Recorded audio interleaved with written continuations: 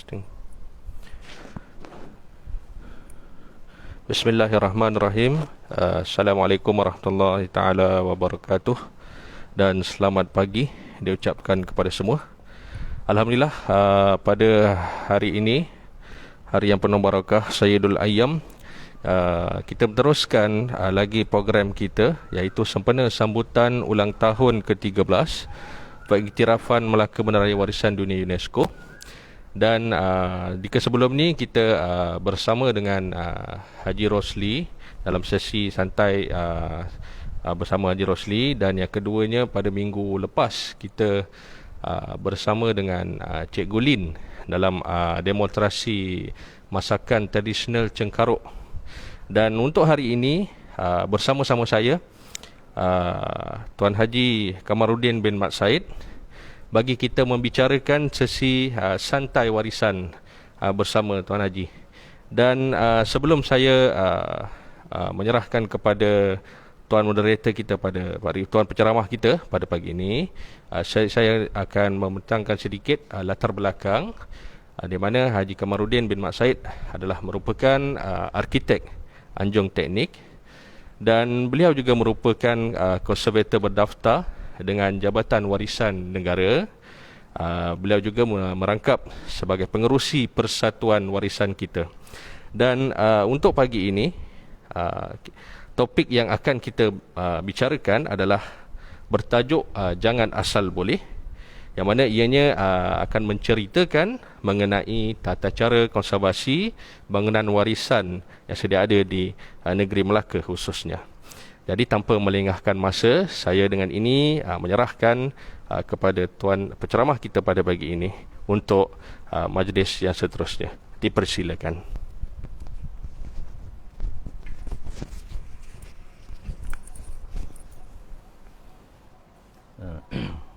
Assalamualaikum warahmatullahi wabarakatuh. Pertamanya saya mengucapkan ribuan terima kasih pada pihak Perzim kerana sudi menjemput saya untuk sesi santai. Dia panggil sesi santai lah, maknanya berbeza lah daripada ceramah-ceramah yang saya bagi. Jadi hari ini kita bebas untuk berbicara. Dan untuk itu saya lihat tajuk yang diberi itu Jangan Asal Boleh. Jadi saya tengok tajuk tu agak provokatif lah kan. Jadi oleh kerana dia sangat provokatif, saya rasa kita saya lah kena minta maaf dululah jika yang ada yang terkasar ataupun pandangan-pandangan yang berbeza daripada aliran sedia ada lah ya. Baik.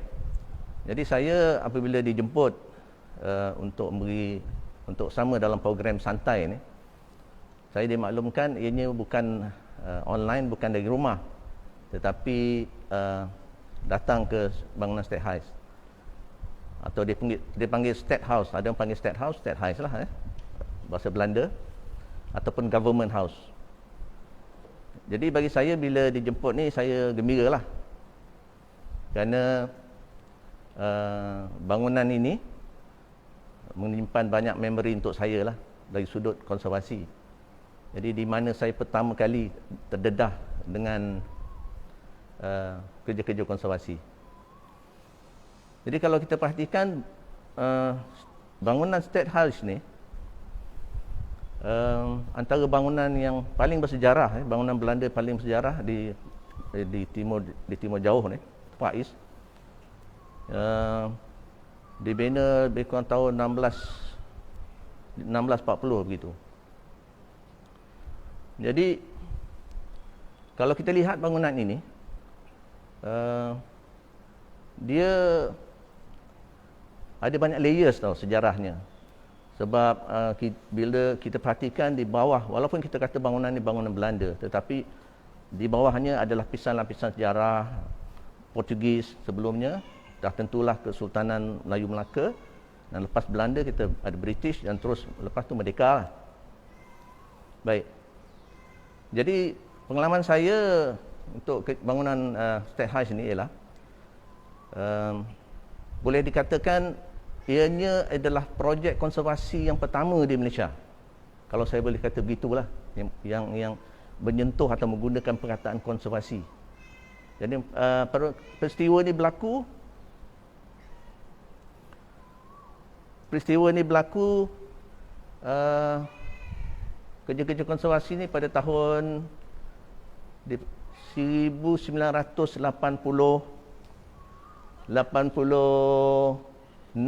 ya, 1986. Jadi ketika itu JKR dipertanggungjawab, Jawatan Kerja Raya Melaka pada ketika itu dipertanggungjawab untuk melaksanakan kerja-kerja baik pulih atau konservasi bangunan ini. Ya, iaitu 1986 dipanggil tender lebih kurang. Tapi saya datang ke Melaka, dipindahkan ke Melaka daripada Kuala Lumpur pada tahun 1989, di mana ketika itu projek ini dah hampir siap lah. Dia di bawah tempoh kecacatan atau defects liability period lah. Jadi saya pun ketika itu bila kita dipindahkan ke Melaka, pertama kalilah saya tahu inilah kerja konservasi. Kita pun tak pernah ada pendedahan. Pertama kalilah kita dengar perkataan Venice Charter lah, Burra Charter dan sebagainya lah. Jadi balik kepada kerja konservasi bangunan konservasi, kerja-kerja konservasi bangunan State Highs ni, apabila kerajaan negeri meneruskan kesinambungan penggunaan bangunan ini daripada pihak Belanda kepada British, dan apabila merdeka, bangunan ini terus digunakan sebagai pusat pentadbiran kerajaan negeri. Dan orang-orang Melaka akan kenal bangunan ini sebagai bangunan merah, ya. Semua agensi federal dan negeri semua bertempat di sini. Tapi apabila berkembang, semua agensi-agensi tadi berpindah kepada bangunan-bangunan baru. Di Jalan Hang Tuah, dan juga di situ aja ada bangunan federal dan juga bangunan perkhidmatan negeri. Jadi akhirnya bangunan jadi kosong, dan kerajaan negeri pada ketika itu mengambil keputusan untuk menjadikan dia baik pulih atau jadikan museum, dan tanggungjawab tu diserahkan kepada pihak Jabatan Kerja Raya pada tahun 1986. Cabaran pada saya ketika itu, yang saya perhatikan selepas projek ini siap, analisa saya ialah pada ketika itu tak ramai orang tahu pasal konservasi, pendekatan dia, ya? Dan saya perhatikan bila saya lihat kembali, pihak JKR sendiri pun menghadapi banyak masalah. Istilah konservasi itu tidak ramai yang faham, sehinggakan mantan penolong pengarah arkitek Melaka ketika itu terus sebelum projek siap pun telah terpaksa atau mengambil keputusan untuk mendalami ilmu dalam bidang ini. Jadi bila saya perhatikan untuk bangunan yang sesuka ini, saya anggap disuka sebab disebabkan ada lapisan-lapisan sejarah yang banyak. Dia tidak sebagai bangunan warisan lain di mana tak banyak, dia boleh menyelesaikan masalah. Yang ini masalah besar. Jadi bila diambil alih atau dibuat pertama kali oleh mereka-mereka yang tidak pernah terdedah pada kerja konservasi, akan ada banyak masalah.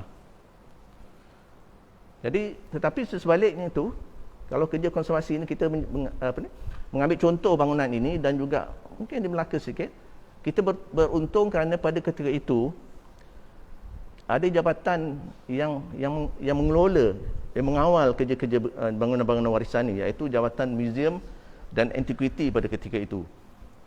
Jadi mereka ni pada saya lah, mereka ni lebih arif sebab mereka bergelumang dengan artifak dan mereka faham kaedah-kaedah untuk memelihara artifak dan diterjemahkan kepada artifak yang lebih besar seperti bangunan lah. Jadi oleh kerana kawalan akta pada ketika itu, akta antiquity, benda purba tahun 1967 saya rasa, Antiquities Act ni tadi dikawal selia oleh Jabatan Museum dan Antiquity sebelum akhirnya berpisah kepada Jabatan Museum Malaysia dan Jabatan Warisan Negara sekarang ni. Jadi pegawai-pegawai mereka lah yang banyak membantu saya lihat JKR, dan saya pun amat berterima kasih lah kepada rakan-rakan. Saya banyak belajar sebenarnya.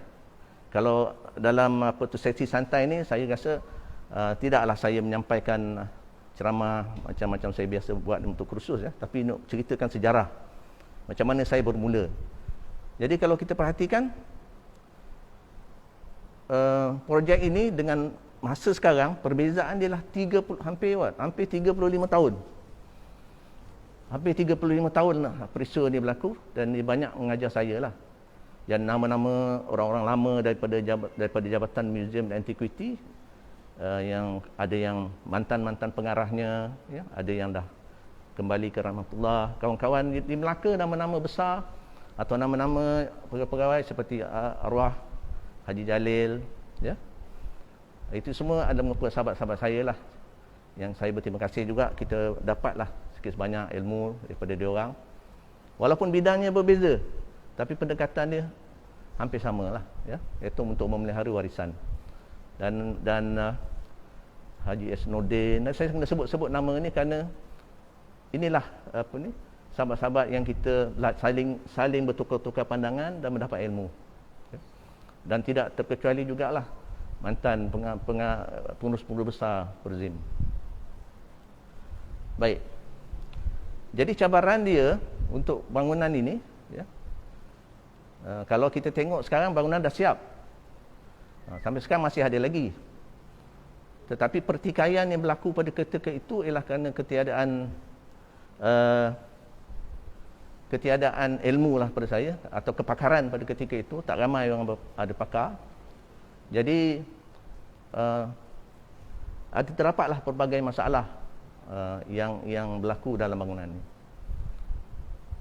Pada peringkat saya, ketika saya dah balik ke Melaka untuk ditugaskan di Melaka pada 1989. Jadi macam saya beritahu tadi, dah peringkat akhir, dah tinggal peringkat defect liability period, tinggal kerja-kerja mengecat. Dan kalau saya nak rumuskan, banyak masalah bangunan tu, dan masalah itu hingga ke hari ini, ya, dan banyak orang tak tahu. Okay. Jadi bila hari ini saya dijemput untuk kemari, saya rasa eloklah saya bercerita supaya orang tahu, ya. Sebab ini tidak dibukukan masalah-masalah. Sebab biasa orang tak suka cerita masalah, orang cerita yang indah-indah aja. Baik. Jadi masalahnya ialah bangunan ini, kalau kita perhatikan, bila saya sampai kita tengok masalah utama dia ialah pada bumbung. Okey, bumbung bermasalah sebab bocor, padahal baru buat. Dalam sepanjang tempoh defect liability period tu, masalah bocor berterusan. Dan apa yang dibuat ialah ketika itu ialah antara genting-genting tadi dia disapukannya waterproofing compound, ya, tanpa mengira buruk baiknya.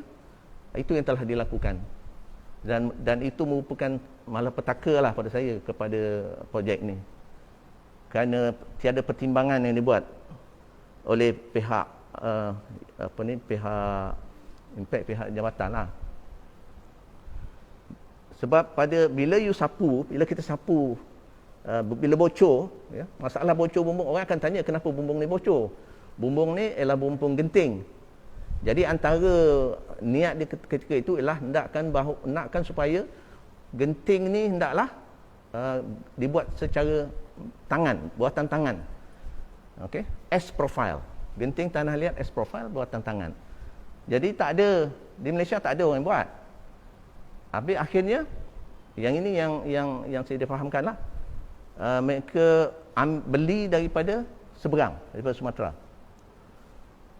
Jadi malangnya bila beli dengan kuantiti yang banyak ni, kita tahu industri itu, industri bergenting di Indonesia pun, kalau jenang cottage industri ni, dia tak ada standard, tak ada piawaian. Jadi sebab itulah saya tengok, bila saya tengok jadi lebihan-lebihan, bila saya tengok lebihan-lebihan genting ni tadi, saya tengok dia tidak rata, bergeleding dan sebagainya. Dan itulah punca dia. Punca dia kebocoran yang berlaku yang sangat serius. Kemudian datanglah, bila berlaku kebocoran, datanglah ada suppliers, mengatakan boleh kita sapu ni waterproofing. Jadi bila buat gitu lagi teruk. Mula-mula dia sumbat dengan mortar simen. Antara gerenggang-kerenggangan tu sumbat dengan mortar simen. Kemudian bocor lagi, sapu dengan waterproofing dan berbagai-bagai masalah. Jadi bila saya datang ambil alih, saya melihat perkara ini banyak yang kata orang terlepas pandang. Okey. Jadi bila benda berlaku, kenalah selepas tamat tempoh kecacatan kerja tadi, terpaksalah keseluruhan bumbung ni, kita kalau perhatikan terpaksa buat secondary roofing atau bumbung lapisan kedua daripada zinc, supaya bila bocor keluar. Bocor, air keluar. Ya. Dan masalah genting yang digunakan sama ni tadi, sebab dia order daripada seberang, daripada Sumatera, genting yang sama juga digunakan kepada masjid Kampung Hulu. Ya, genting yang sama, S profile. Dia panggil Dutch style. Ya, pada ketika dia panggil Dutch style. Dan di masjid Kampung Hulu pun masalah sama, bocor. Ya, taruh bocor, kemudian dah tak tahu cara nak buat apa, taruh simen supaya dia yang kawasan renggang tu. Bila buat gitu lagi bermasalah, disebabkan bila hujan ada berlaku proses osmosis, ya, air disedut keluar dan keluar terus melilih ke dalam bangunan. Pun terpaksa buat bumbung kedua, iaitu bumbung zinc. Okey. Itu hal bumbung. Dan bila saya ambil alih, saya menegur pihak pembekal waterproofing ni. Jadi seperti biasalah, ya. Masa mereka, sebab saya selalu anggap mereka ni jurujual saja, okay? Dia akan kata produk dia baik belum jual, tapi bila dah apply, bila gagal dia kata, oh saya punya produk baik, yang tak baik genting. Pasal tu saya hingga sekarang saya cukup apprehensif lah, kata orang, saya cukup hati-hati dengan pembekal-pembekal ni, sebab mereka pada saya kena betul-betul sama ada dia jurujual atau betul pakar dalam produk yang mereka cuba ketengahkan. Itu yang bumbung, ya, masalah dia. Kemudian kita turun kepada dinding, kepada jenang pintu tingkap pun begitu juga. Jadi contohnya pakar-pakar anak-anak, pembasmi anak-anak ini semua datanglah daripada jabatan mengatakan, okey, kami yang terbaik, kami tahu solution dia macam mana nak buat begini beginilah, biasalah kan, nak jual produk. Kemudian dia bagi waranti, contohnya bagi waranti, kalaulah jenang ni dimakan oleh anak-anak, kami sanggup ganti. Dia begitu yakin dengan produk dia, ya, begitu yakin. Tapi saya nasihatkan dia, saya kata awak tak payahlah, saya kata, sebab awak tak kaji dulu bangunan ni. Sebab bangunan ni sebab tak kaji, sebab itulah jika orang tak faham, macam-macam treatment yang you buat, anak-anak tetap datang. Kerana bangunan ni bukan dibina daripada batu bata saja, dia bina daripada batu letrik yang lebih daripada 1 kaki lebar dindingnya. Dan kalau kita tahu sifat-sifat batu letrik ni tadi, dia porous. Jadi anak-anak itu kalau setakat kita buat injection di kiri kanan, dia boleh lalu tengah-tengah sampai ke atas bumbung. Dan yang inilah yang saya selalu tekankan, kalau pembekal ke specialist kontraktor ke, suppliers, dia kena faham. Bila buat kerja konservasi, dia kena faham bahan, cara teknik binaan, ya. Yang ni saya pernah suarakan kepada specialist contractors anti termite ni lah. Jadi saya bila kata tak payah janji-janji sebab nanti you tak untung nanti. Kalau kena makan anai-anai, you kena ganti sia-sia je. Itu nasihat saya lah. Okey. Itu yang bak dinding. Kemudian kalau kita perhatikan, semasa yang waktu sekarang ni, bila ada juga, bila sampai waktu ni ada orang bertanya pada saya, sahabat-sahabat, bangunan State House ni telah dicat. Kenapa dia cat? Boleh ke guna cat akrilik? Sedangkan dalam garis panduan kerja konservasi tak boleh guna cat-cat ni yang ada akrilik tinggi ni, yang dipanggil bond lah, ada bond, macam-macam bond kan, macam-macam produk daripada jenama-jenama yang berbeza. Jadi saya beritahu, untuk bangunan State House ni, kalau nak buat, nak sapu cat apa pun, sapu je lah, tak ada masalah. Jadi mereka bertanya saya balik, kenapa cakap begitu? Sebab saya kata awak tak tahu sejarah bangunan ini. Bangunan ini, keseluruhan dinding dia telah disapu dengan lapisan plaster simen, bukan plaster kapur. Jadi kalau dia dah ada plaster simen, taruh je lah, apa nak taruh je lah, begitu saya cakap. Jadi banyak orang tak tahu. Okey. Jadi persoalan dia timbul balik. Kenapa plaster simen, tidak plaster kapur, sedangkan bangunan ni bangunan penting? Saya kata peristiwa ni berlaku balik pada apa yang saya kata tadi, pada tahun 86-85 sebelum dipanggil tender. Sebab ketika itu semua orang tak faham macam kerja konservasi. Dan hujah yang saya dengar, hujah daripada sahabat-sahabat, staf-staf lama yang saya tahu, hujah daripada kerajaan negeri pada ketika itu ialah tak berbeza. Walaupun plaster simen ke plaster kapur tu, bila dah cat tak nampak.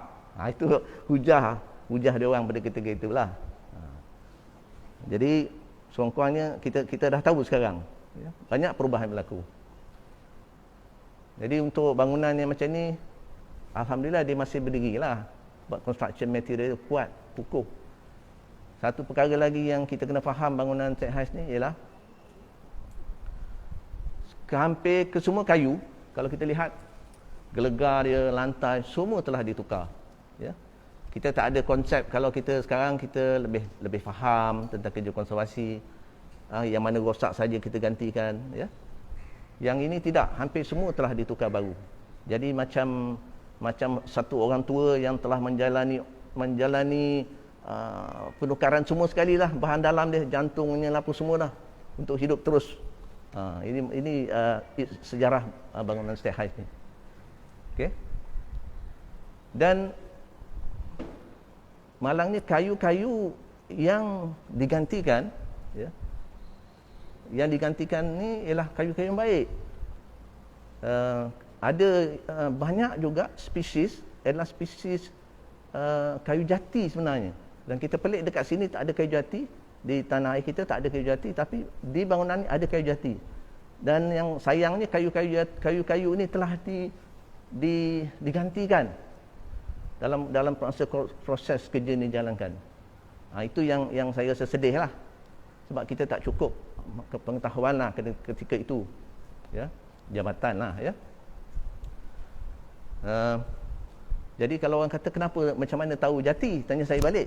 Jadi saya kata, oleh kerana kita ni duduk luar, kita bercampur dengan masyarakat tadi. Jadi kayu-kayu, apabila kerja conservation ni tadi, atau baik renovation pun nak cakap pada ketika itu, bila kayu-kayu ni ditukar, elemen tu tidak ada dalam kontrak, ya, untuk salvageable item, tak ada. Jadi dia orang jual keluar. Bila jual keluar, saya minat juga kayu. Saya dapat cerita bahawa dibeli oleh kedai-kedai perabot. Kedai-kedai perabot yang membuat perabot-perabot jati di Melaka. Dan bila saya bertanya, dia kata dapat daripada bangunan ini. Memang kayu tu kayu jati. Jadi kita rasa sedih lah. Sebab yang digantikan ni semua kayu baru, spesies resak. Okey. Jadi secara umumnya tadi untuk bangunan state house ni banyaklah ya, saya rasa untuk agensi pada ketika itulah tahun 1986 untuk dipertanggungjawabkan untuk melaksanakan kerja konservasi yang sebegini, untuk bangunan sebegini penting. Saya rasa itu masa itu adalah satu cabaran yang sangat-sangat besar apabila kita semua jabatan JKR ketika itu tidak mempunyai kepakaran yang khusus untuk menangani bangunan yang sangat bersejarah, yang mempunyai banyak lapisan-lapisan sejarah ni tadi, ya. Dan hakikatnya ialah bila sampai sekarang, kalau kita lihat di luar, kalau kita masuk bangunan ni, kita lihat kita lihat di luar ni ada courtyard. Dalam courtyard ni pun ada satu-satu yang tak kena pada saya lah. Ketika keputusan diambil untuk meletakkan tahun bila, yang mana perlu dibuang, yang mana perlu dikekalkan, dan ada sesuatu yang tak kena di kawasan courtyard ini kerana tidak melambangkan ciri-ciri seni bina Belanda pada ketika itu. Dan perlu diingat, walaupun mereka ni orang daripada barat, mereka sangat sensitif dengan keadaan cuaca di Malaysia. Jadi penggunaan beranda memang banyak, tapi kalau kita tengok courtyard ni ada benda yang tak kena. Maknanya tak ada kehilangan beranda. Ini benda, perkara-perkara begini yang saya rasa sayang.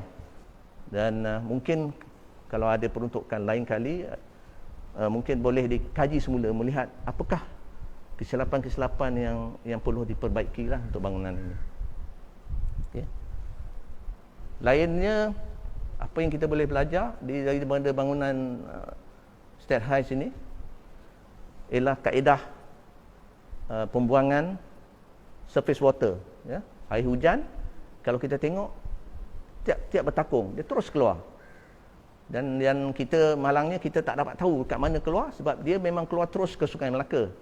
Tapi apabila projek Sungai Melaka dilaksanakan, bila dibuat sheet piling untuk pada tebingnya, mungkin ada tempat-tempat keluar sistem pengaliran air ini tadi telah tertutup lah, ya.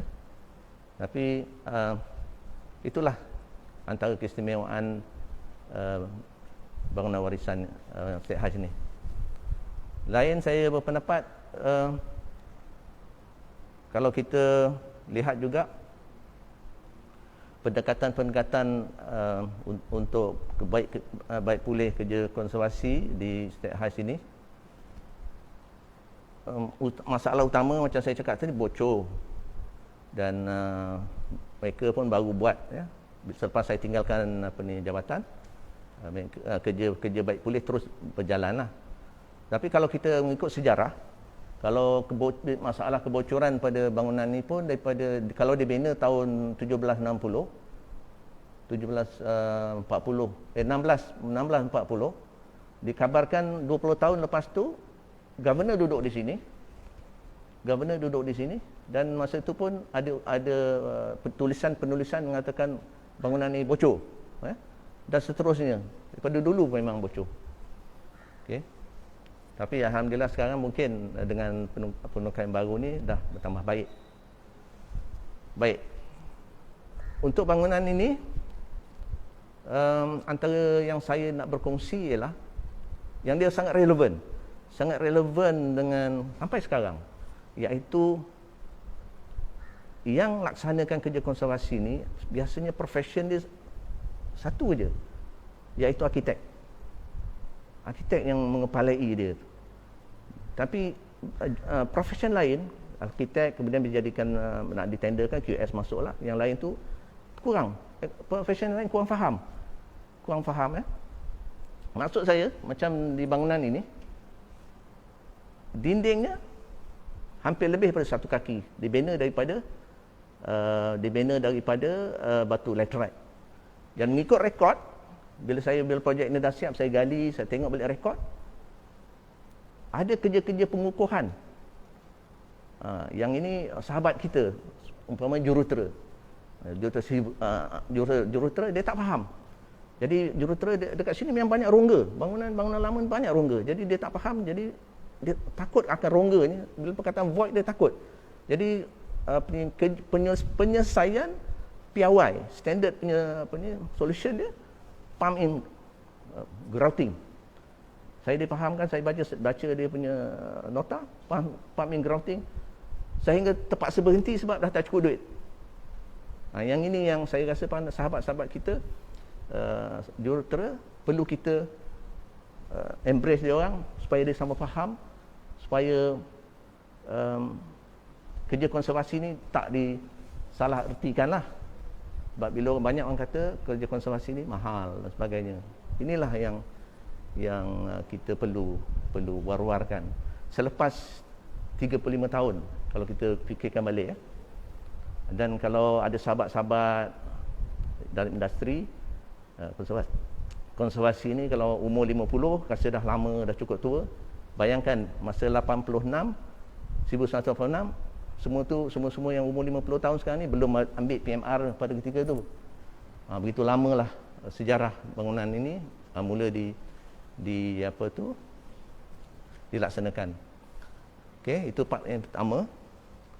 Kemudian untuk ceramah santai ni, sebab kita tak ada apa bahan untuk ditengahkan. Jadi untuk yang peringkat kedua ni di Melaka secara umum, ya, kita bincang santai lah di Melaka umumnya. Kerja konservasi selepas daripada itu terus berjalan lah, ya, terus berjalan, dan dia punya climax akhirnya bila Melaka dijadikan bangunan dijadikan bandaraya warisan dunia bersama dengan Georgetown. Jadi pengiktirafan ni oleh UNESCO ni, saya anggap dia ada dua, ya, dia ada dua. Satu datang kebaikan, satu datang cabaran. Bila datang pengiktirafan, cabaran tu datang, iaitu mulalah pelbagai jenis pembangunan yang nak masuk ke kawasan ni sebab dah mula dapat perhatian. Dan di situlah saya rasa cabaran untuk kerja konservasi, kalau nak kirakan untuk bangunan, untuk bandar Melaka Heritage City ni, dekat situlah. Jadi saya lihat, bagi saya, kita orang pihak swasta kita tak ada masalah. Jadi tapi kita lihat tekanan ni banyak atau kepada stakeholders, jabatan-jabatan atau agensi yang nak menguatkuasakan garis panduan untuk memelihara bandar warisan ini supaya tidak rosak. Dan yang ini penting, bagi saya ini penting, kerana ini pengiktirafan yang diberi, ya, pengiktirafan yang kita minta dan kita dapat. Jadi bila kita minta, kita dapat, dan kita kena pelihara lah. Maknanya kalau kita main bola, kita kena ikutlah peraturan main bola, sebab orang dah kata kita champion, kita ni juara, kena ikut standard lah. Kalau kita tak nak ikut, dan itu dah tak ikut norma yang pengiktirafan tadi lah. Jadi pilihan pada kita, pada saya saya ajukan soalan balik kepada stakeholders, senang aja. Pengiktirafan pada pengiktirafan ni kita kena jaga. Kalau kita tak nak, ibarat macam main bola tadi, kita tak nak, kita buat undang-undang sendiri lah. Jadi tak payah, kita tak peduli dengan pengiktirafan. Jadi bila kita nak pengiktirafan, kita kena ikut peraturan. Jadi oleh kerana itu kita kena jagalah. Kena jaga hati-hati supaya tak jadi masalah. Dan ini yang jadi masalah, dan tekanan kepada agensi-agensi yang mengawal, agensi-agensi yang menjaga garis panduan ini tadi supaya dalam garis yang betul lah, ya. Dan bagi saya kadang saya bersimpati dengan umpamanya dengan Perzim, dengan Majlis MMB, ya. Sebab mereka yang mengawal. Sedangkan projek yang datang tu bagai-bagai. Jadi satu tekanan kepada mereka lah, saya dapat perhatikan. Jadi kalau nanti orang tanya macam mana, saya kata saya tak tahu. Sebab ini free, siapa macam-macam cadangan yang boleh datang. Kadang-kadang kita fikir tempat yang kesempit ni lah, bila dah dapat pengiktirafan, semua macam-macam nak masuk, macam-macam projek masuk. Kadang-kadang tank tak masuk akal projek pun macam-macam. Jadi itulah yang perlu diperhatikan lah, ya. Jadi kalau ada juga sahabat-sahabat yang bertanya, kalau macam di Melaka ni, apakah langkah, apakah tak ada cara untuk kita mengurangkan tekanan ni tadi, daripada contohnya pembangunan yang masuk ke dalam kawasan zon yang telah diiktirafkan tadi. Saya berpendapat simple saja. Tiap-tiap pembangunan terpaksa melalui proses. Dan antara yang proses ni yang penting ialah dia perlu ada submitting person. Dia perlu ada arkitek. Tapi kalau arkitek ni tadi dengan kerjasama umpamanya daripada Persatuan Arkitek Malaysia ke, ya, contohlah, saya bagi contoh. Jadi kalau datang pun pemaju-pemaju yang besar apa, datang, dia terpaksa melalui proses. Bila proses tadi, kalau arkitek di sini berkata, ini tak boleh, ini dalam kawasan Melaka ni, ini tak boleh, ini garisan begini, begitu, begini. Jadi cadangan tadi pada saya akan bertambah baik dan mengurangkan tekanan kepada agensi-agensi yang mengawal, mengurus kawasan warisan ini tadi. Jadi tak payah, sebab dia orang kaki kerajaan, kita faham. Ya, macam kita swasta, kita tak terikat, kita bagi pandangan saja, ya. Baik. Kemudian kalau kita nak bercerita lebih luas, konservasi ini kalau di peringkat in general, peringkat Malaysia lah katakan, selain pada Melaka dan Georgetown, kita ada banyak bangunan-bangunan yang terpilih. Dan sekarang ni pun kita lihat dah mula minat, ya, generasi baru, ya. Macam generasi saya dulu, kita belajar daripada kesilapan. Alhamdulillah generasi baru ni tadi ada ilmu, ya. Dan jika dengan perhubungan ataupun transfer of information dan pengalaman ni tadi, mungkin mereka akan menjadi bertambah baik dan dapat meneruskan untuk usaha-usaha akan datang. Baik. Jadi ada satu persoalan berkaitan dengan kerja konservasi ini, yang kalau saya lihat daripada begitu lama proses ini berjalan, daripada dah habis lebih 35 tahun, apa yang saya dapati ialah ada banyak lagi ruang-ruang kosong, ya. Sebab nak menjayakan kerja konservasi ini, dia bukan hanya arkitek saja atau konservator saja, dia memerlukan sahabat-sahabat dia tadi. Yang sahabat yang paling saya rasa profession yang kita selalu yang kena cepat berdamping dengan kita, yang kena faham kita, ialah jurutera struktur, yang dia orang kena faham, dan kita kena bawa faham supaya kadang-kadang dia dengan kita, dengan konservator, dengan arkitek tak selari dan memberi gambaran yang salah, ya. Saya bagi contoh, ada orang katakan bahawa kerja konservasi ini mahal. Pengalaman saya sendiri, ya, ini kita selepas tadi cerita State High, Melaka lebih kurang, dan kemudian kita cerita in general lah, di Malaysia praktis. Pengalaman saya sendiri, sebuah masjid nak buat konservasi, kemudian nak buat penambahan kerana limpahan jemaah ni tadi, satu tingkat, bukan bangunan 2 tingkat pun, satu tingkat. Tetapi pihak jurutera tadi, oleh kerana dia tidak berpengalaman, dia tidak mencadangkan mikropal. Jadi untuk projek itu saya tidak terlibat peringkat awal, saya dipanggil kemudian oleh pihak kontraktor. Jadi mula-mula sekali saya masuk mesyuarat itu, saya mempertikaikan kenapa buat mikropal.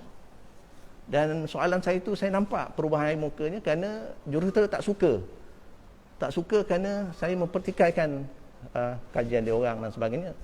Sebab pada saya bangunan warisan ni tadi, sebenarnya dia dah bagi kita petunjuk, ya, dia dah bagi petunjuk untuk kita ikut saja. Jadi Umpamanya yang kes yang saya bangkitkan tadi ialah bangunan tu tadi ialah bangunan dinding tanggung beban, iaitu apa tu, load bearing wall. Dia tak ada piling pun, tapi boleh tahan lebih 100 tahun. Sedangkan sambungan yang dia nak buat di belah tepi tu hanya lantai saja, tiang, dan bumbungnya pun bumbung lightweight, bumbung besi, orang kata bumbung zinc lah orang kata. Kenapa perlu makropile? Itulah saya persoalkan. Tapi mereka mengatakan bahawa ini berdasarkan kepada kajian tanah, ujian bebanan tanah. Jadi saya tak puas hati. Saya ingat lagi, saya berjumpa dengan mantan Timbalan Suruhanjaya ketika itu, Dr. Rubiah.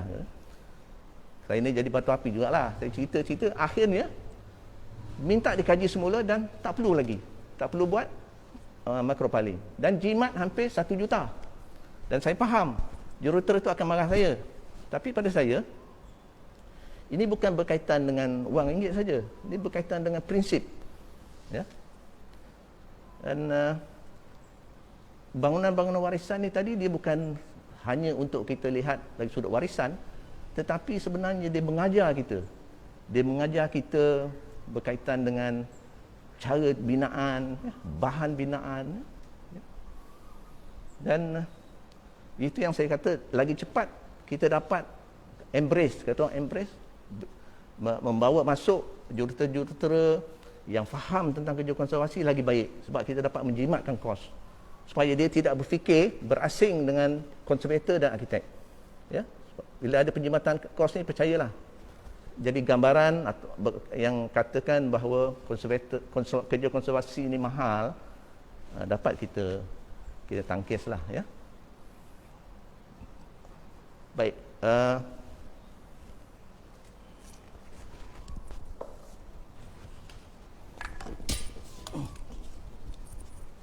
ada soalan?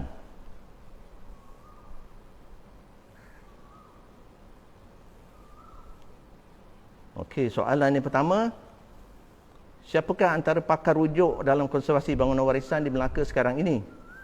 Di manakah senarai pakar rujuk tersebut boleh dilihat? Okey.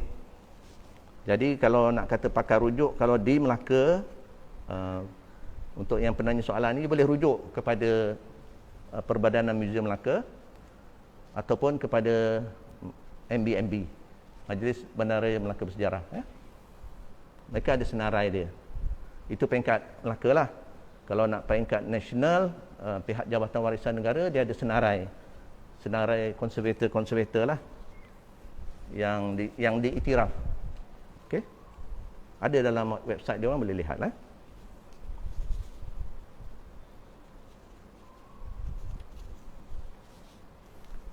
Soalan kedua,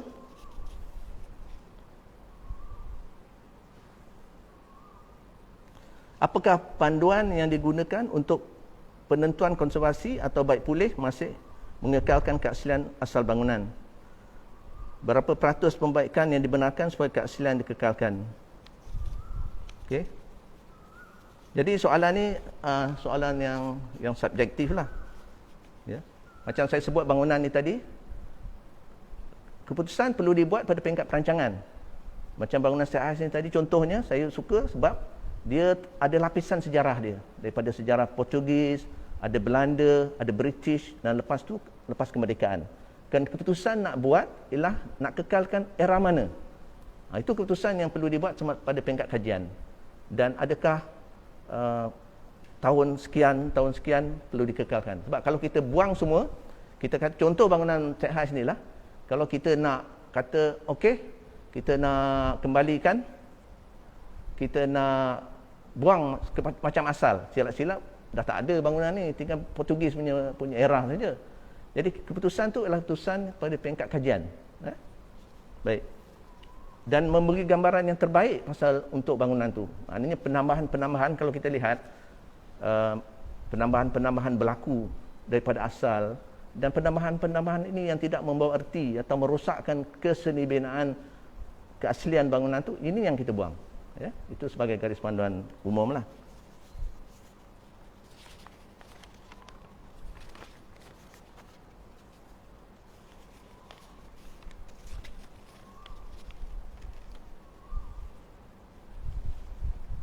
Soalan lagi ialah bagaimana mahu menjadi good observant, bermata helang dalam mengenal pasti kerosakan dan mengkaji seni bina bangunan warisan agar pendekatan baik pulih yang dicadangkan tidak merosak dan menjejaskan keaslian seni bina. Soalan ni macam mana nak jadi macam mata helang, payah nak jadi good observant. Saya rasa soalan ni tumpu pada saya, tak ada yang boleh ajarnya, tetapi melalui pengalaman. Kalau saya sendiri, saya mengaku sepanjang daripada mula bangunan Sheikh Hais ni hingga sekarang, saya pun lama bukan pandai. Lama tu kita telah buat kesilapan. Kesilapan ni lah yang kita bawa dan kita pelajari supaya tidak diulanginya lah, ya. Okay. Jadi yang antara ilmu yang penting ialah kena memahami bangunan, memahami sejarah, memahami bangunan, teknik binaan pada ketiga itu, ya, dan insya-Allah that should be good enough untuk you kena pasti macam mana nak baik pulih lah kerosakan untuk mengkajinya. Kalau untuk mereka-mereka yang dalam bidang ini, kita dapati ada satu dokumen yang dipanggil dilapidation study atau kajian kerosakan. Kajian kerosakan ni dia berbeza dengan yang lain-lain, ya. Kalau kajian kerosakan ni saja dia berdiri sebagai satu dokumen dia sendiri, dia tidak bermakna. Semua orang akan tahu yang itu rosak, yang ni rosak, lantai ni dah ni gitu cat dan melupas. Tapi dia ada maksud sebaliknya yang perlu diikat. Dia perlu ikat dengan penyediaan skop kerja. Kalau kita dah tahu itu rosak, kita kena tahu jawabnya, kena tahu kenapa dia rosak, penyumbang yang menyebabkan dia rosak dan apa yang perlu dibuat untuk supaya dia tak rosak. Ini dia berkait, ya. Sebab kalau dokumen tu saja dia menceritakan rosak, sana rosak, sini rosak, dia tak buat apa erti. Dia kena kaitkan, selepas itu ialah dengan penyediaan skop kerja. Baik.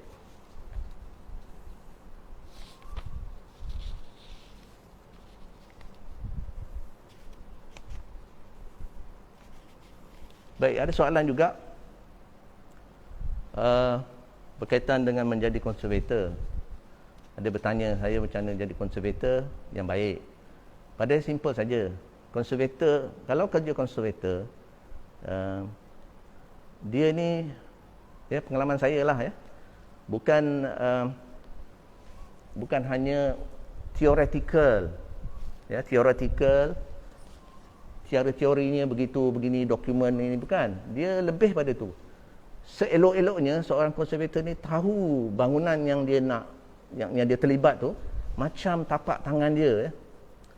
Macam tapak tangan dia, dia tahu line-line dia sendiri. Itu sampai ke tahap tu.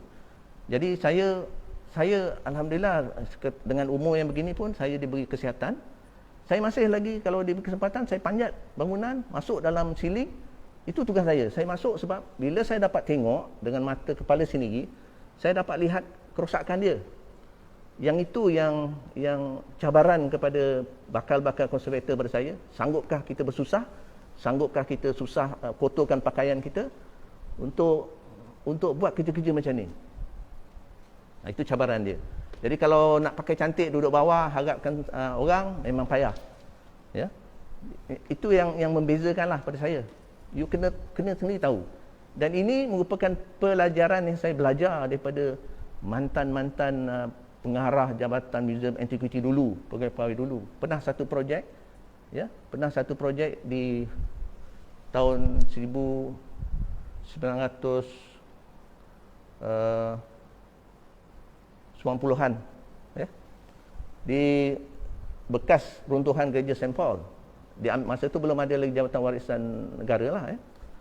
Jadi masa itu saya dilantik. Kemudian pihak pengarah ni kata, okey, atas bumbung ni bumbung rata, lepas tu ada gutter. Dia describe atau dia menggambarkan kepada kita dalam mesyuarat. Jadi saya ketika tu saya rasa tercabar kerana pada saya dia tahu. Jadi saya ni patutnya lebih tahu pada dia. Dan saya mengambil keputusan, saya suruh kontraktor pasang staging.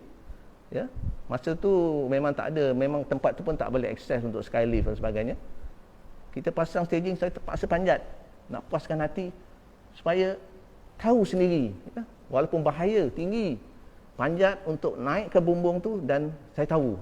Jadi kalau orang cakap bangunan runtuhan gereja St. Paul di Bukit St. Paul tu ataupun Bukit Melaka ni, saya tahu dah bumbung dia macam mana rupa. Yang itu pengalaman yang saya lalui lah. Jadi you kena buat begitu. Memang cabarannya susah. Jadi pas satu jadi konservator, you kena slim sikit lah. Kena slim sikit, kena sihat sikit. InsyaAllah, then you will know better. Sanggup turun, bahasanya ialah sanggup turun ke padang. Okey. Baik. Saya rasa kita kalau oleh kerana kita berada di bangunan Tech Hajj ni, apa kata kita pusing sikit untuk tengok apa yang saya maksudkan tadi ya, benda-benda ni.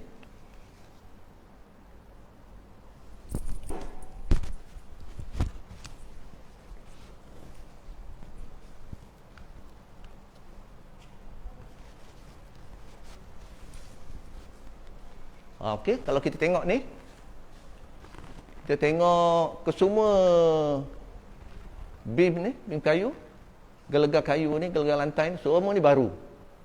Bukan lama kalau orang tak tahu ingat lama, tapi semua baru. Termasuklah lantai-lantai. Spesiesnya resak. Okey. Baik.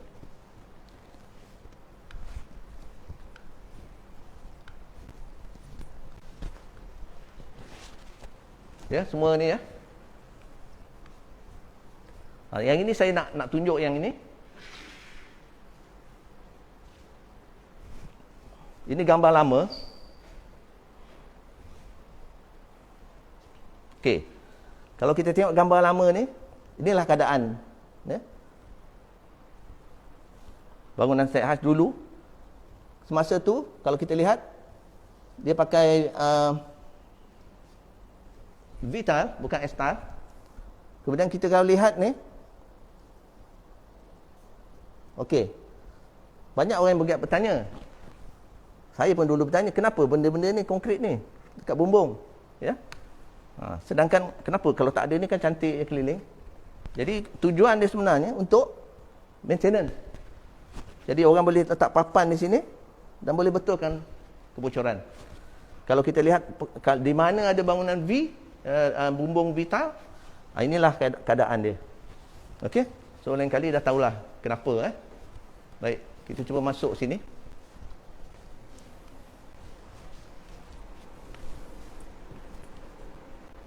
Baik. Kalau dalam bangunan ni kita perhatikan lantai semua baru.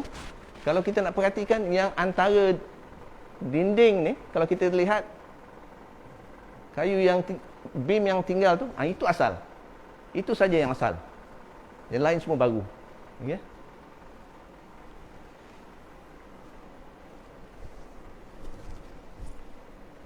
Okey. Termasuk yang ini. Yang ini asal. Okey. Gelegar yang ini asal. Yang lain lantai semua baru. Jadi saya nak bangkitkan dekat bangunan ni dan kawasan ni, ini bekas rumah governor. Governor tinggal di bilik sini. Dan kalau kita perhatikan dekat dinding ini, dinding ni tebal, lebih daripada 3 kaki. Hampir 2 kaki, 3 kaki. Dalam dinding ni sebenarnya ada tandas. Ada ruang tandas untuk governor, tapi telah ditutup lah. Dekat sinilah yang dulu pihak juruterm nampak rongga, dia tak faham, jadi dia telah pump in, kata pump grouting, kerja-kerja grouting hampir pada ketika itu sangat mahal, 500,000, sehingga terpaksa berhenti sebab pump tak berhenti, terpaksa stop. Jadi kat sinilah maksud saya tadi, kefahaman juruterm itu penting. Okey.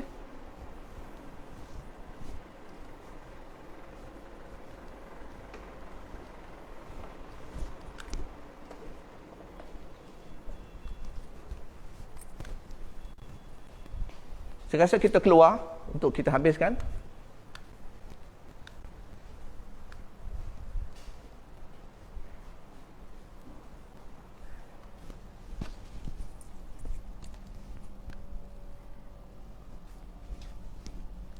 Jadi kalau kita perhatikan sini kan,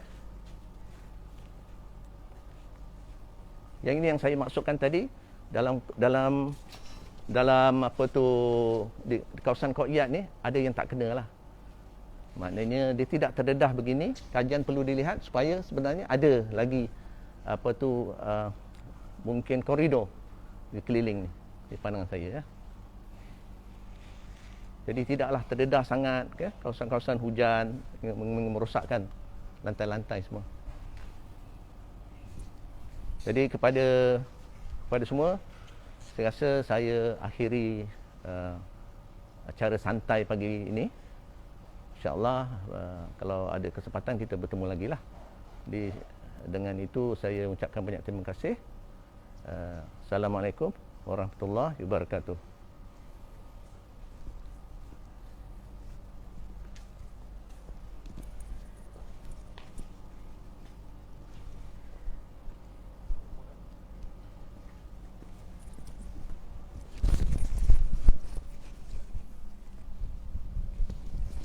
Tutup.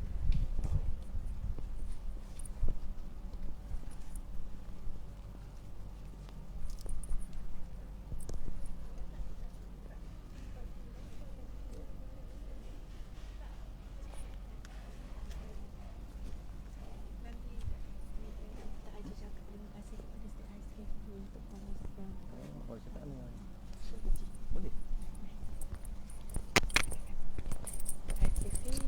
Kerana telah menaja minuman pagi.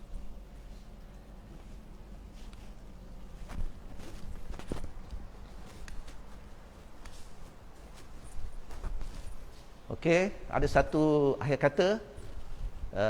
Saya bagi pihak Perzim ya, mengucapkan terima kasih lah pada pihak State House Cafe yang menyediakan juadah minuman pagi ini. Jadi siapa-siapa ni promo juga ni, siapa yang berkunjung ke bangunan State House, bolehlah datang ke State House Cafe. Ya. Terima kasih banyak-banyak pada State House Cafe. Sekian, terima kasih.